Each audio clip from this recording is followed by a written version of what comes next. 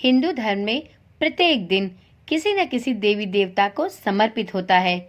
पवित्र कार्तिक मास की समाप्ति के साथ मार्गशीर्ष यानी अगहन माह की शुरुआत होती है। इस माह के प्रत्येक गुरुवार को बहुत ही महत्वपूर्ण माना जाता है। इसे अगहन की गुरुवार के नाम से जाना जाता है। अगहन माह में प्रत्येक गुरुवार को महालक्ष्मी को प्रसन्न करने के लिए उनकी पूरे विधि विधान से पूजा की जाती है।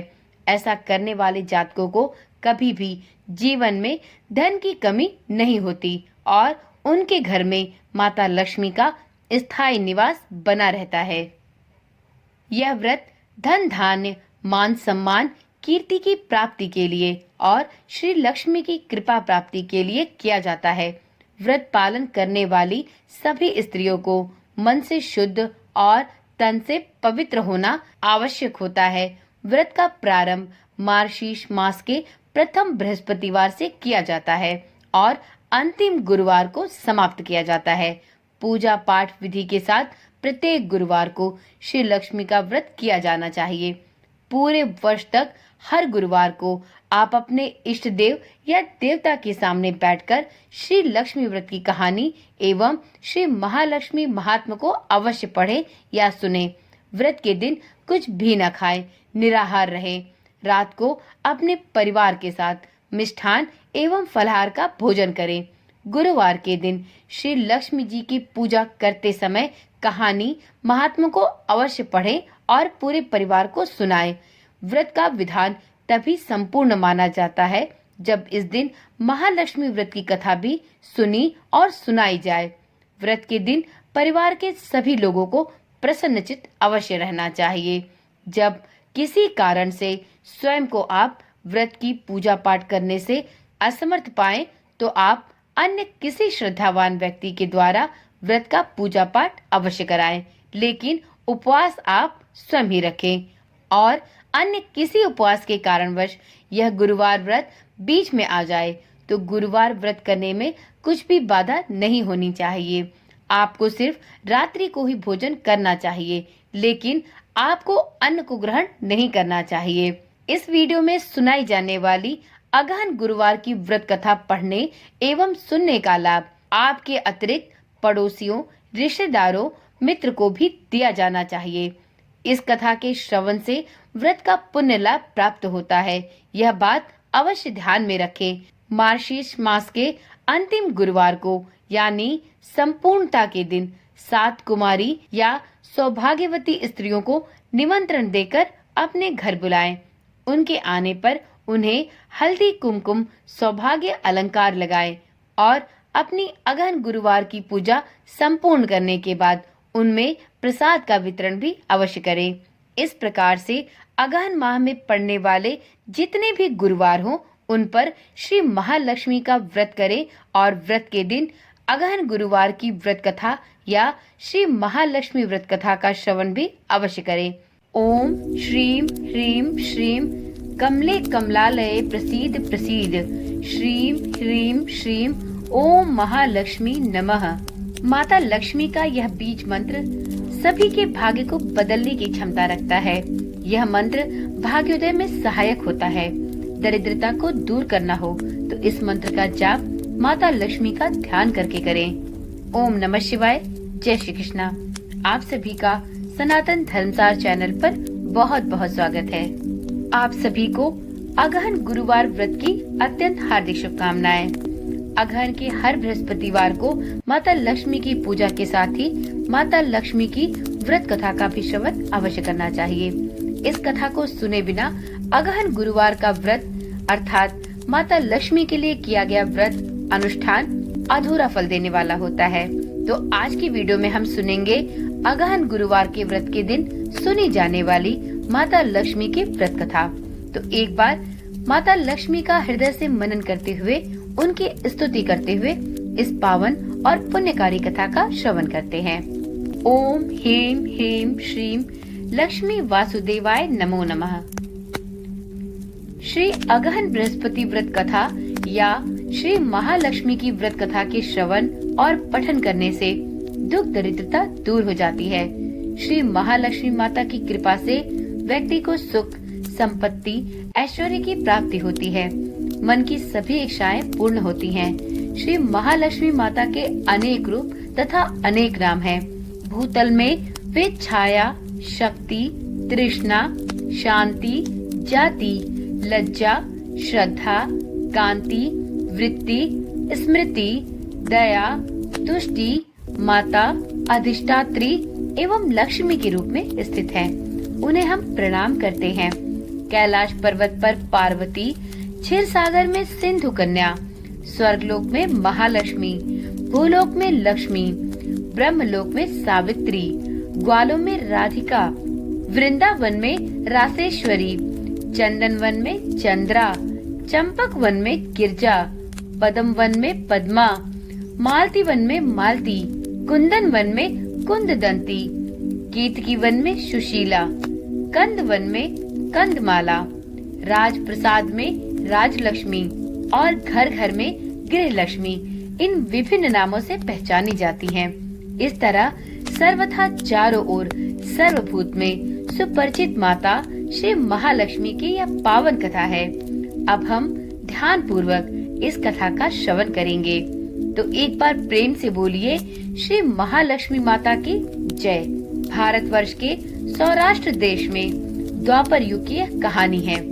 सौराष्ट्र में उस समय भद्रश्रवा नाम के एक राजा थे। वह बड़े पराक्रमी राजा थे। 4 वेद, 6 शास्त्र, 18 पुराणों का उन्हें पूर्ण ज्ञान था। उनकी रानी का नाम सूरज चंद्रिका था। रानी दिखने में सुंदर और सुलक्षणा थी तथा पतिव्रता भी थी।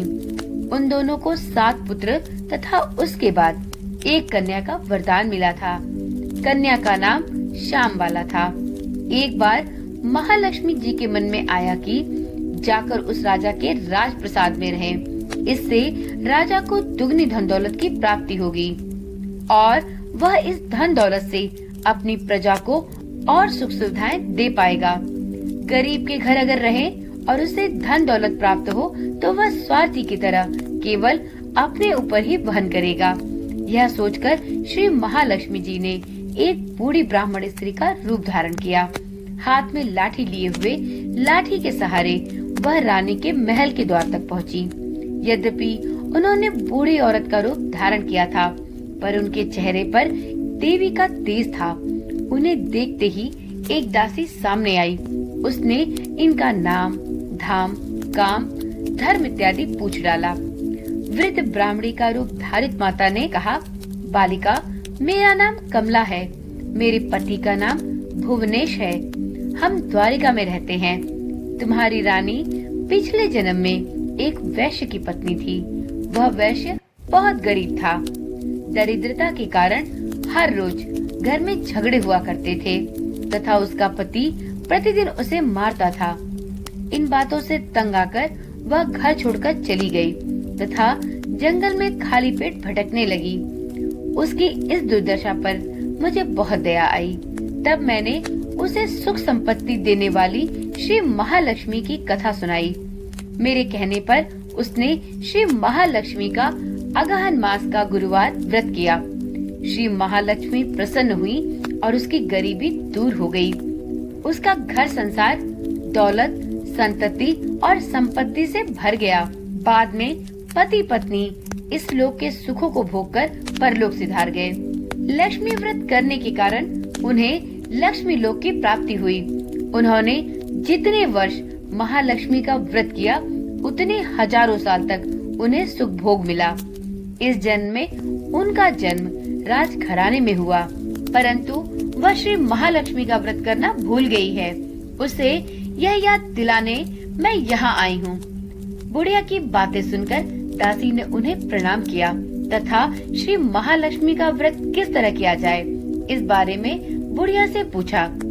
बुढ़िया रूप धारण किए हुए श्री महालक्ष्मी माता ने दासी को महालक्ष्मी व्रत की संपूर्ण पूजा विधि और महिमा बताई।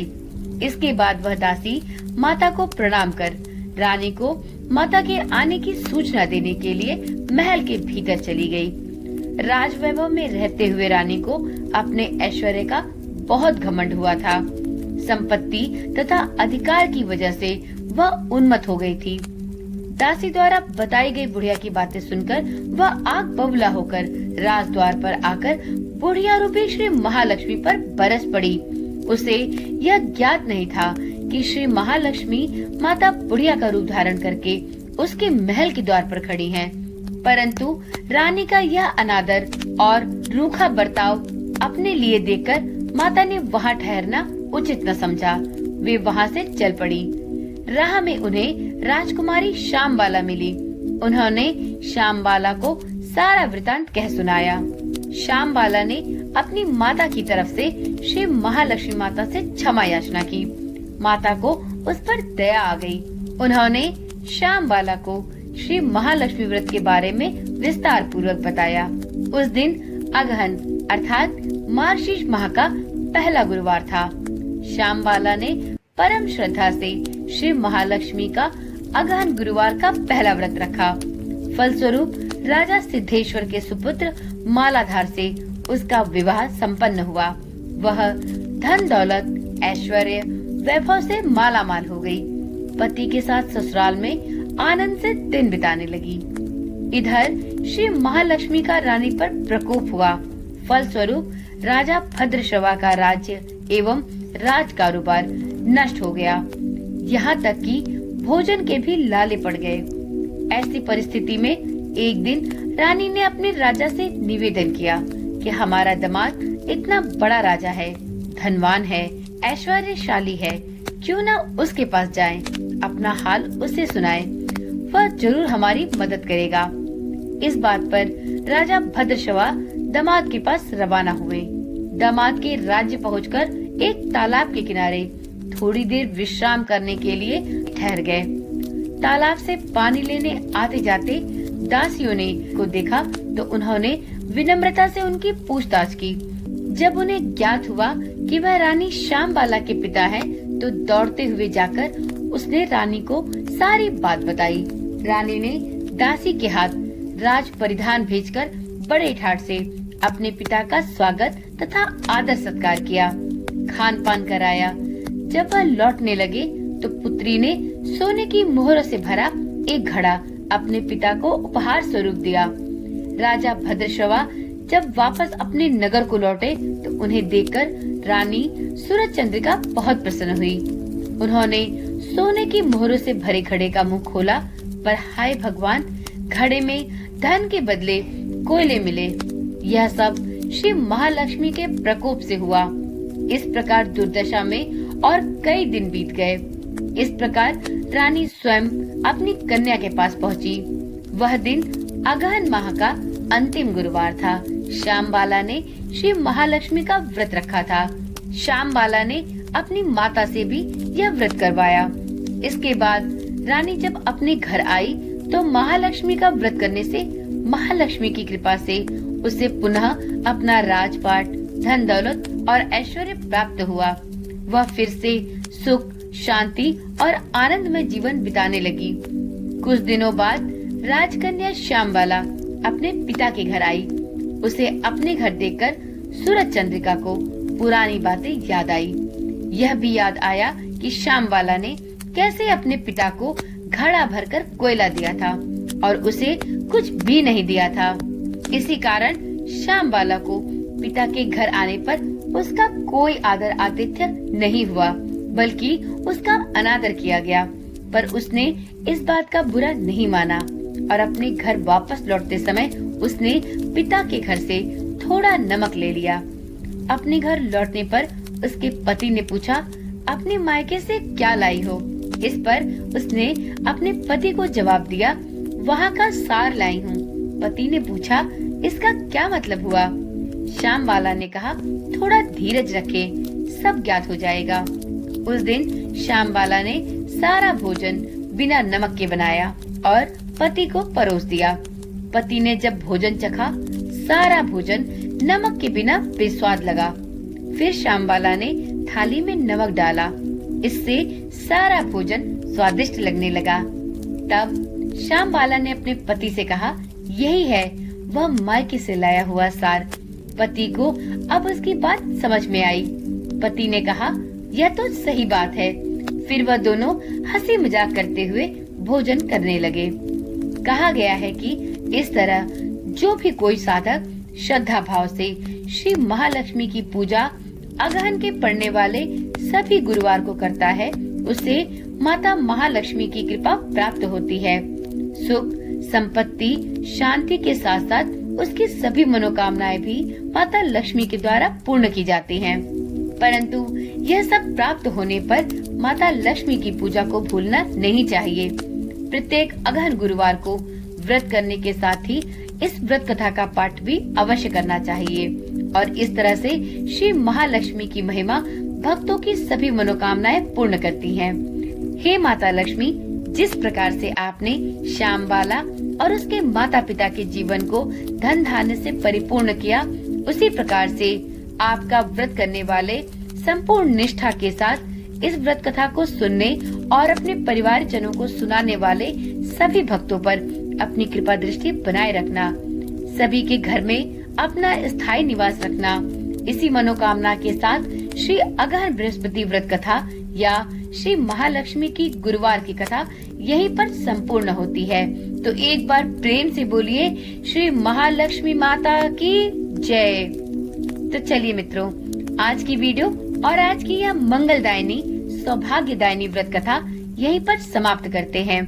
वीडियो में सुनाई गई कथा यदि आपको रोचक और लाभवर्धक लगी हो तो इस वीडियो को लाइक करें और इसी प्रकार की जानकारी वाली वीडियोस और रोचक कथाएं सुनने के लिए चैनल को अभी ही सब्सक्राइब कर लें, जिससे इस चैनल पर डाली जाने वाली सभी वीडियोस की सूचना आपको नियमित रूप से मिलती रहे। ओम नमः शिवाय। जय श्री कृष्णा। राधे राधे।